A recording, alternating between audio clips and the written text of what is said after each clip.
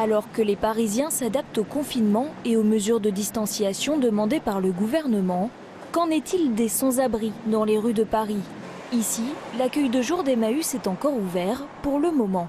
Nous, ce qu'il faut, c'est qu'on puisse impérativement, autant que faire se peut, continuer le fonctionnement de nos maraudes, de nos accueils de jour, de nos centres d'hébergement et surtout d'essayer de continuer à trouver des solutions pour les personnes qui sont à la rue. Les maraudes, pour l'instant, continuent. Il va sûrement y avoir là aussi une évolution et des modes opératoires particuliers avec effectivement la distance physique à respecter, notamment pour les maraudeurs. Selon le dernier recensement effectué en février à Paris, 3622 personnes sans abri ont été comptabilisées. Cette population est particulièrement à risque dans ce contexte d'épidémie. Dans une période classique, on dit toujours que quelqu'un qui a 50 ans a au moins 10 ans de plus à cause de son parcours de rue.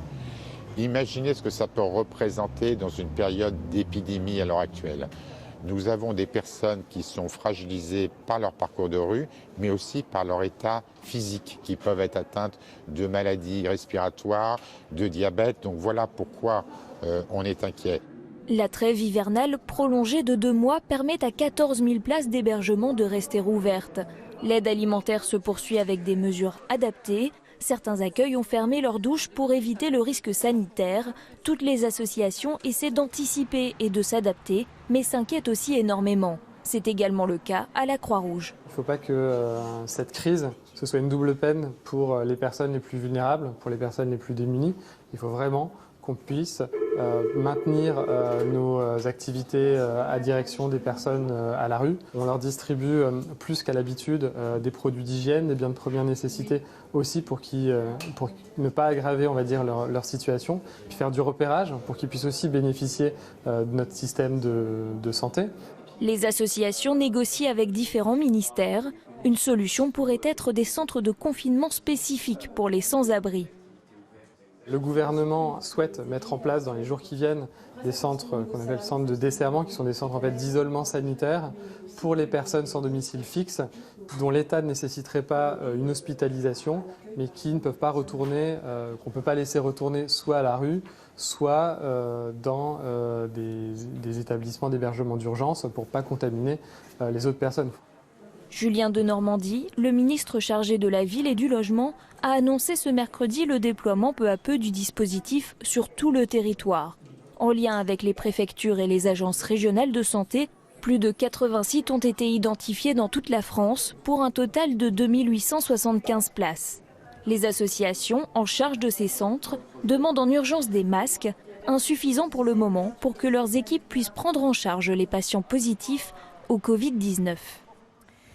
Emmanuel Hirsch, vous avez réfléchi avec votre espace éthique à la prise en compte de ces personnes précaires et sans abri.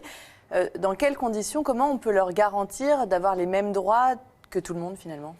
Nous avons mis en place un réseau, donc on est vraiment au cœur de questions éthiques importantes, d'avoir les personnes qui ne peuvent plus être hébergées dans des établissements qui ferment, parce que les professionnels ou les bénévoles sont dans l'inquiétude et sont démunis de moyens. Les personnes aussi qui sont dans des campements, qui sont des personnes migrantes par exemple, qui ne pourront pas accéder par exemple à de l'eau, aux règles, j'allais dire, d'hygiène et de précaution, de protection. On est dans un contexte de survulnérabilité. Et c'est là où, en fin de compte, il y a des vulnérabilités très différentielles.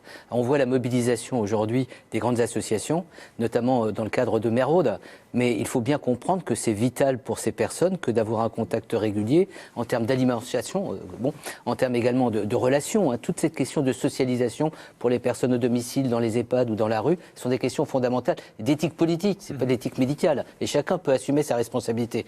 Donc je dirais que face à cette situation de crise, on voit progressivement des réponses. Et je veux dire, quand il y a effectivement, et je comprends, des gens qui sont impatients à avoir des réponses des politiques, d'abord qu'ils soient impatients aussi à s'investir les uns et les autres, et chacun peut.